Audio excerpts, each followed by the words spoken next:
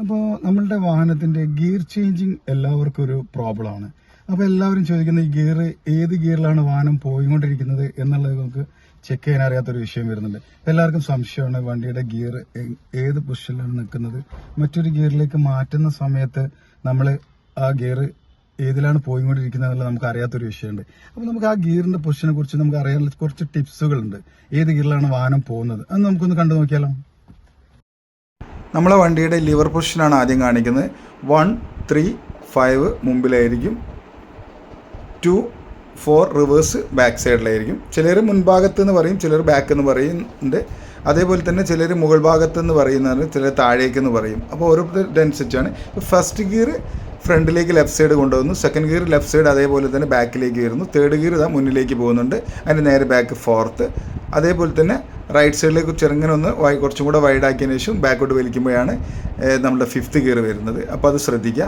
Fifth gear ഏറ്റവും നമ്മുടെ fourth ഗിയറിൻ്റെ സൈഡിൽ തന്നെ ആയിരിക്കും വരിക. റൈറ്റ് സൈഡിലേക്ക് കൈ നന്നായിട്ട് ടേൺ ചെയ്ത് കൊടുത്തിട്ട് ബാക്കോട്ട് വലിക്കുകയാണ് വേണ്ടത്. അപ്പോൾ നമ്മുടെ ന്യൂട്രൽ പൊസിഷൻ സെൻറ്ററിലായിരിക്കും, അതെല്ലാവർക്കും അറിയില്ലതാ. ഇതേപോലെയാണ് ന്യൂട്രൽ പൊസിഷൻ. ഇനി നമുക്ക് വണ്ടിയുടെ കൈ വെച്ച് നോക്കിയിട്ടാണ് നമ്മൾ കാൽക്കുലേറ്റ് ചെയ്യുന്നത്. ഇത് മെല്ലെയാണ് പോകുന്നത് എങ്കിൽ നമ്മൾ എന്തായിരിക്കും ഫസ്റ്റ് ഗിയർ ആണെന്ന് കൺഫേം ചെയ്യണം. കാരണം മുൻഭാഗത്താണ് നിൽക്കുന്നത്. വളരെ പതുക്കെയാണ് വണ്ടി പോകുന്നുണ്ടെങ്കിൽ അത് ഫസ്റ്റ് ഗിയർ ആണെന്ന് നമ്മൾ കൺഫേം ചെയ്യുക.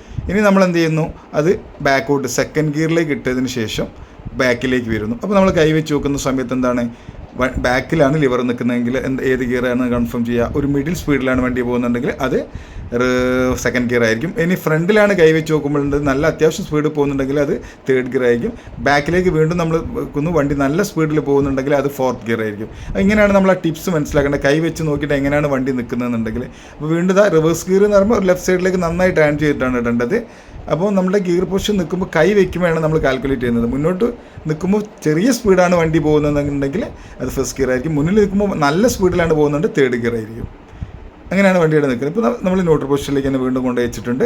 ഇപ്പോൾ ലെഫ്റ്റ് സൈഡ് ഇതാ ടേൺ ചെയ്ത് ബാക്കോട്ട് വലിച്ചിട്ട് കൈ വെച്ച് നോക്കുന്ന സമയത്ത് എന്താണ്, ഏത് ഗിയറിലായിരിക്കും, സെക്കൻഡ് ഗിയർ ആയിരിക്കും. ഒരു മിഡിൽ സ്പീഡേ വണ്ടിക്കുള്ളൂ.